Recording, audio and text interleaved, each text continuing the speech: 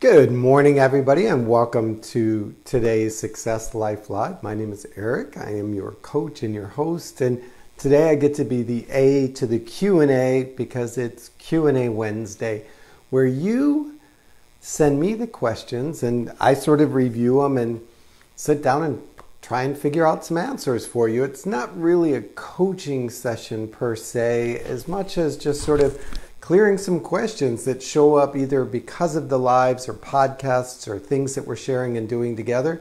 And so welcome to Q&A Wednesday. Good morning, Elizabeth. Good morning, Donna. Good morning, Greg. I've got our little cue list here. And I will say in full disclosure, not every question that gets sent makes it to the Q&A because either I don't understand it fully and I have to go back and ask a couple questions about it, or I really feel like it's kind of personal and I address those more one-on-one. So if you do have a cue or a question, whether it's something I've said during a Facebook Live or something you heard on the podcast or read in the newsletter, send it to me. I want to make sure that we're clear. Like, that clarity is the first point of communication. And I said this the other day during our Fun Friend Friday, that often we have internal languages, and that happens in families and in communities and in cultures. And I may use internal language. I may use language that seems very familiar to me, or ideas and concepts that seem very familiar to me, but maybe foreign to you. And so because of that, it creates a lack of clarity. And therefore the message gets lost. And I never want that to be a barrier between us. And so if there is something you're seeking clarity on, reach out and let me know. Perfect example is when I was a kid, my mother used to say, yeah, don't you love when a story starts with my mother? My mother used to say, you look like you belong on Cherry Street. And I told somebody that once because it seemed, and they looked at me and they're like, I don't understand. And they just, well, back where I grew up in Toledo, Ohio, Cherry Street was like, it was like the dark and shady side of town. There were red doors and red light. It was not the high quality neighborhood that some DC neighborhoods where they have Cherry Blossom Road and Cherry Blossom Street would be. What she basically was saying is, go up and get dressed. You're not leaving the house looking like that. So watch the internal language when you're communicating with people, when you're meeting with people for the first time, when you're setting up a team or setting up a training, find out what their internal language is. One of the things that I try and do when I meet with a group or meet with a team is get in there ahead of time and find out what some of their language is, some of their cultural terms are, some of the insider jargon, so that one, I can familiarize myself with it, but I can communicate in it. And so with that said, lacking clarity, send me the Q. I'll try and do the A. So if you're ready, I'm ready for Q&A Wednesday. The mystery sheet. What are the questions of the day? I tell you, this is this is hard.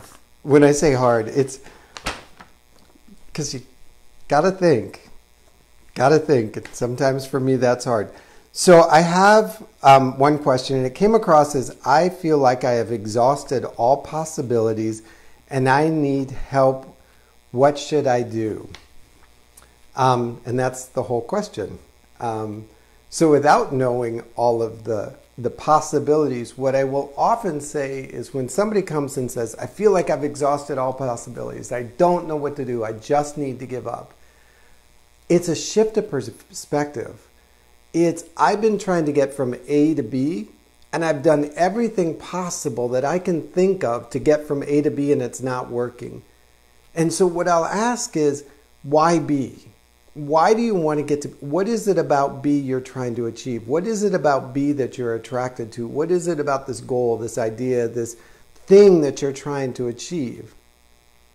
And as we break that down, we might discover that B isn't the real target. That there might be something else, like, I want to earn a lot of money. and I can't seem to do it. I just seem like every time I start to save money or I get a new job, it all falls apart. But I'm like, okay, what is it about the money? Well, it'll provide security. Okay, so are we seeking money or seeking security? Well, I'm seeking security. And what does security look like? And we go through that. So often if you're chasing after something and you feel like you keep getting stuck on the hamster wheel, like you get the momentum going and then you end up realizing you're not really going anywhere and you feel like you're exhausted all the possibilities, as the question asked, what I would say is check what you're after. Check into what you're going after, because if you're exhausting the possibilities, it's because that's not what you're really connected to. Because I believe that you're fully resourced to solve the situation. You've just got the wrong target, or you've misinterpreted the target that you're going after. And so slow down, breathe in, look at it again and say, okay, what is it? What is it that I really want? And new opportunities, new possibilities, new channels of success will come. Okay? So that was question number 1. Question number 2 I got this week was, I don't feel like I'm getting the results I want, and then they put in parentheses, fast enough. I don't feel like I'm getting the results I want fast enough. Well, I question fast enough to begin with. Like, what is fast enough? Like, what is fast? It's all subjective. My fast at my age is not fast at my kid's age. I mean, if we run a race, trust me, fast is differential. So I would first try and understand, what do you mean by fast enough? And then also, are you allowing yourself to be part of the process? Are you focused on an arrival point? That you've got to get there for some reason. So I would question why, as a coach, when that question would come up in our conversation, I might say, okay, what do you mean by fast enough? Or why is that date, 30, 60, 90, January, July, important? What is it about that that's significant? Now, if it's obviously paying off a debt, earning money to satisfy a debt, okay, then I can understand that. That there may be some hard dates that you're pushed up against and you got to get to it. But then there's all this, well, if I don't do it, they're going to think I'm a failure. Ah, okay. So you're worried about the audience, not worried about yourself and your personal growth in your journey and making a firm foundation. So, and I bring it back to construction, that when you pour concrete fast enough, you want the trucks coming in and you want the concrete being poured, but you want the concrete to settle as slowly as possible to make sure it gets a firm foundation, that it's solid before you start building on top of it. So if I got the question, I'm sorry, I don't feel like I'm getting the results I want, parentheses, fast enough. What are the results? What is fast enough? And why are you pushing at such a hard timeline, deadline, objective? Why does it have to happen by then? And now, like I said, there's going to be some good reasons. But also, if you're focused on the audience watching you and thinking you're not making the progress and the achievements and going through the whatever it is at the right pace, then you're in it for the wrong reason. And that's why you're getting frustrated, is because you're focused on the external and not on the internal. I'm going to read this one. It's kind of a chunky one, so stick with me. I am working full-time and taking coaching classes twice a week, and I can't stop feeling bad. I'm not spending enough time with my children. It's a constant battle. I have found that staying focused gets noise out. What are some of the other recommendations you have? I feel like one of the cartoons, one of the cartoons where you have the angel, the good angel and the bad angel, one on each shoulder. Been there, done that, know that. That idea that I'm working on, I've got like my main hustle, my side hustle, my responsibilities, and I still got to cut the grass on Sunday. And what am I doing for my family? What am I doing with my kids? I feel like I'm missing out on being with them, blah, blah, blah. Like I'm not going to the soccer games or the swim meets or the tennis matches, or I'm not there when they get off the bus because I'm trying to do this and I'm trying to do that and I'm trying to do... Here's what I'm going to tell you. Just let go of the guilt. Give it up. Nobody is holding you guilty except yourself. Now, if your kids come to you and say, hey, I want to spend time with you, then listen in. What I've figured out with my kids, and as a foster dad, I've got a couple hundred, it's not quantity, it's quality. And when I would rush in and try and make it about, I'm going to spend time, and over-plan it, and over-manipulate it, and over-stimulate it, I would end up stressed, they would end up stressed, it would feel like a production, we never really did anything, it just was an event that nobody remembered. When I would come in and sit quietly for 3 to 5 minutes and just like hang, ask questions, listen to silly answers, create the space for questions to be asked, we connected. Your kids simply want to connect with you. Your kids simply want to know that they have value in your eyes, that they matter. And maybe we've overprogrammed our kids that to feel as if they matter, they should get, the toy or the trip to the movies or, some kind of physical external reward. Stop it. Stop it now.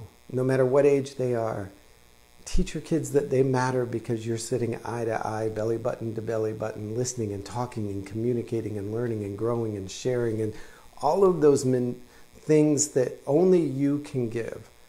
My son will come to me with questions, and I know that he's asking me because I'm the only person that can give him that answer. And if I brush that off and get caught up in work and be distracted, I blew it. But if I take a minute and say, you know what, this is going to take me 2 to 3 minutes. If I completely focus in and just and give the 2 to 3 minutes that's being required, it will feel like a lifetime to my kids. So I get it. We're all doing 1 or 2 or 4 or 5 things in our lives between our main job and our side hustles and taking care of our houses and taking care of our elderly parents or trying to manage the dogs and all of the responsibilities we have. And we feel as if that we're taking away from our family because we're trying to create this. It's not the quantity of time, it's the quality of time. And quit listening to this good angel and this bad angel thing on your shoulder, because those are status and quo, as my friend Paul Martinelli would say. Those are the stories that you've told yourself or that you believe people are going to say is, oh, he's such a bad dad, mom, because he's always traveling. Or, if they didn't have this side hustle thing, then they could be at the kids' soccer game, and don't they know how important this, and all of this. It's like, you know what? Shut up. Shut up. Knock them off your shoulder and say, look, this is my life. I'm doing the very best that I can. I engage in everything that I do at the highest level, and that includes my kids. And as long as my kids know that when they need me, I'm there, it's not about how many hours a day I spend hovering around them. It's about the number of minutes that they and I connect heart to heart, that nobody else has my heart and nobody else knows my kids the way I know them. And so I had to let go of that guilt, man, because I'm sometimes on the extreme, like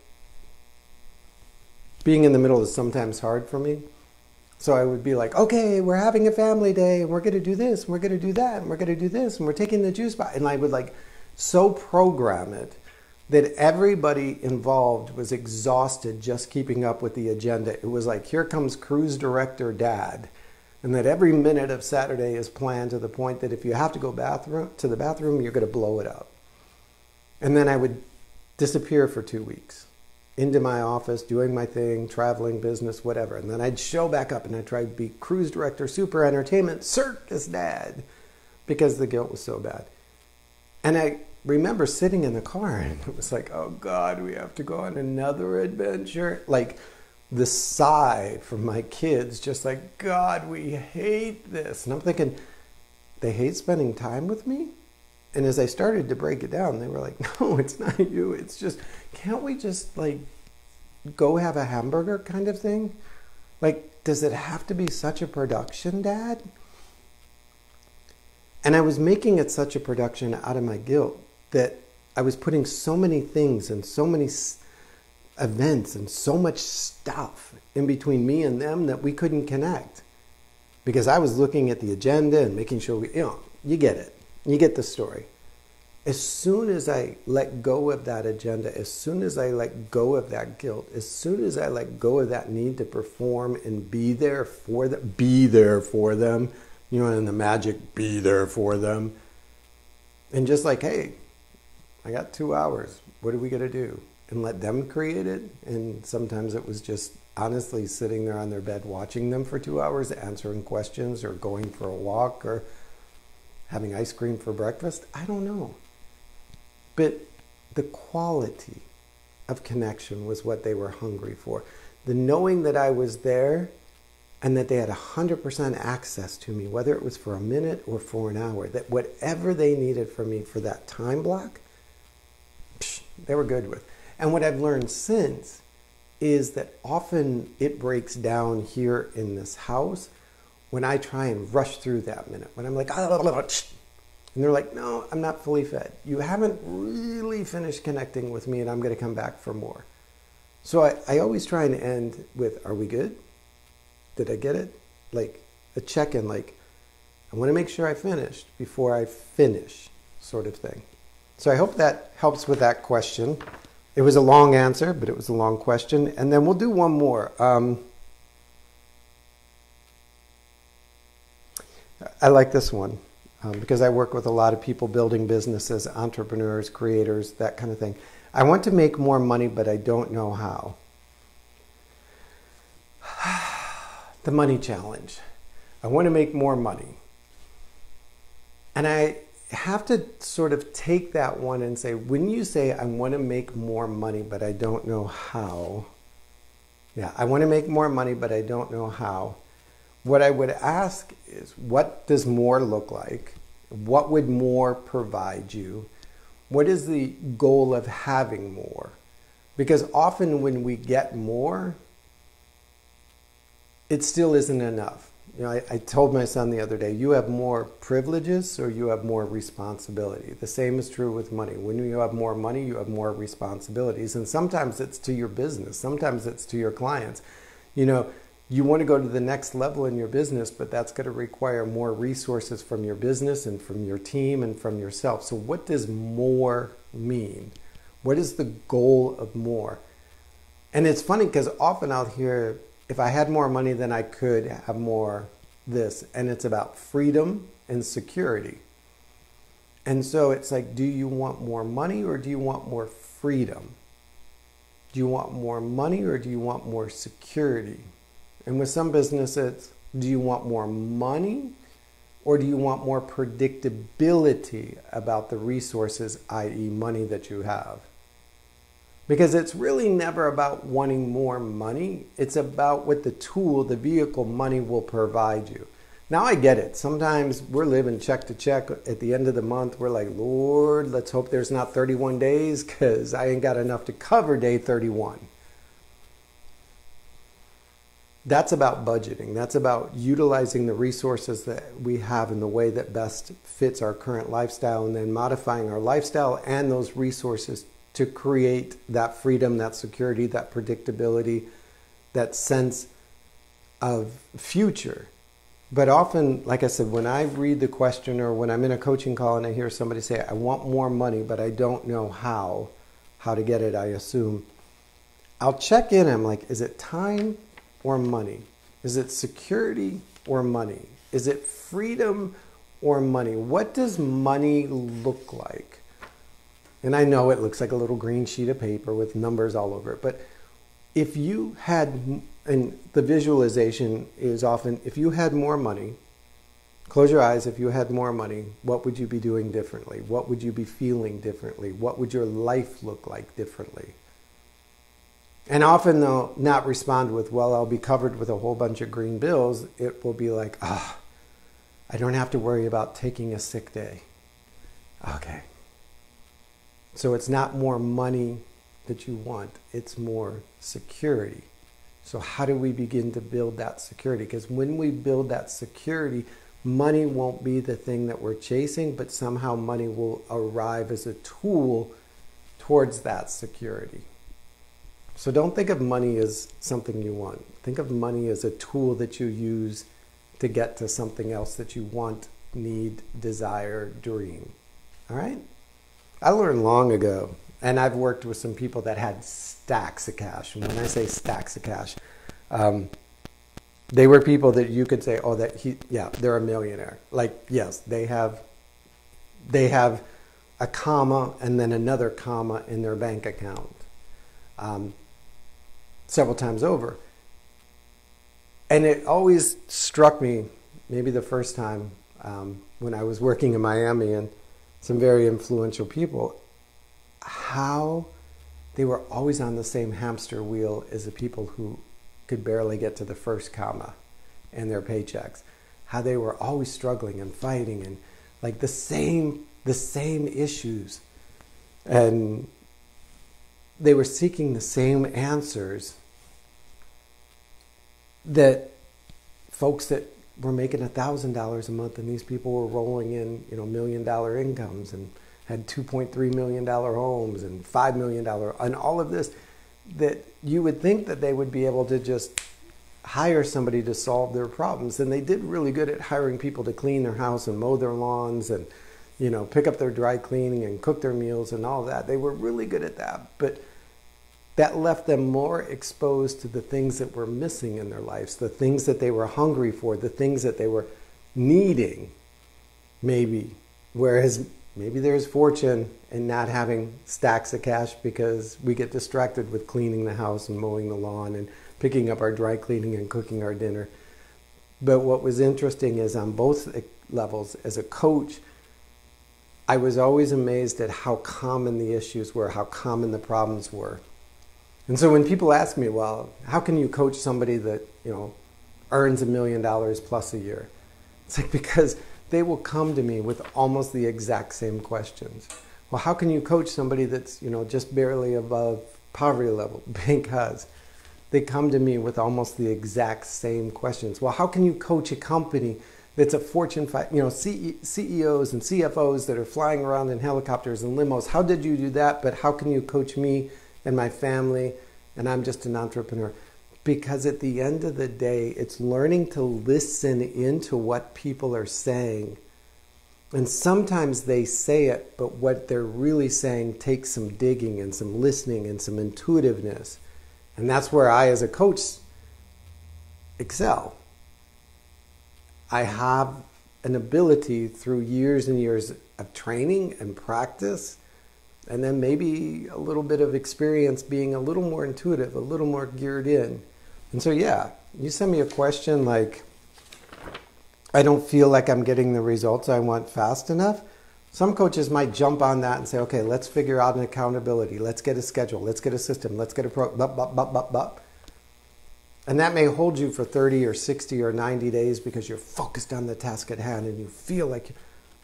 But what I want to know is what's fast enough. And why do you have to arrive at that date? And what is important about that arrival point? And why is that arrival point got to be fixed to this and that? And all of the other pieces that go around it.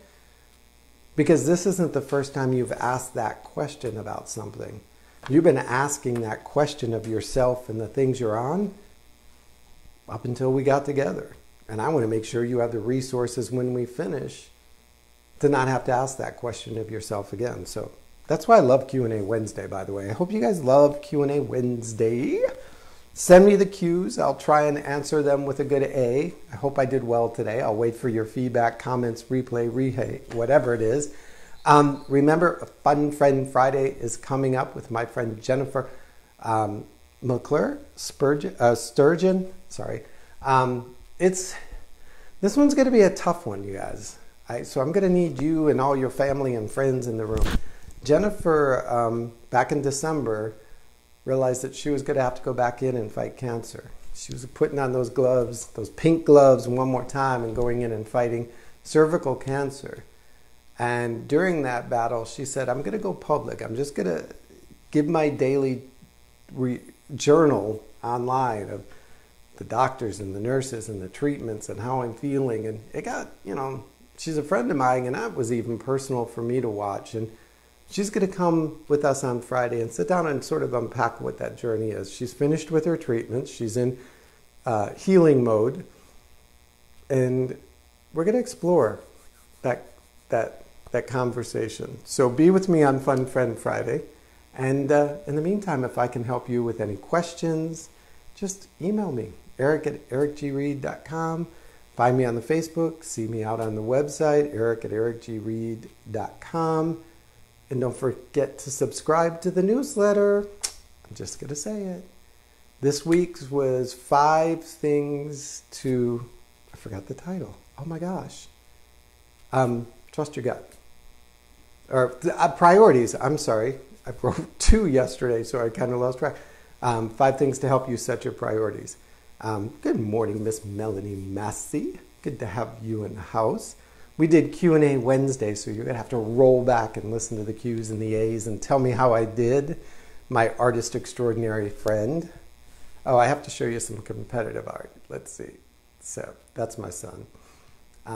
He has his own gallery in my office. I need like a whole gallery wall. That's what I need to start doing. Anyhow, I will see you guys tomorrow morning at 8 a.m. Eastern for another Success Life Live. As always, what is it? Go out and live your life with success. Why not? Why not? You have an option today to choose success or choose average. And they're both going to cost you the same 24 hours. So why not choose success? All right, you guys. Have a great day. Bye-bye.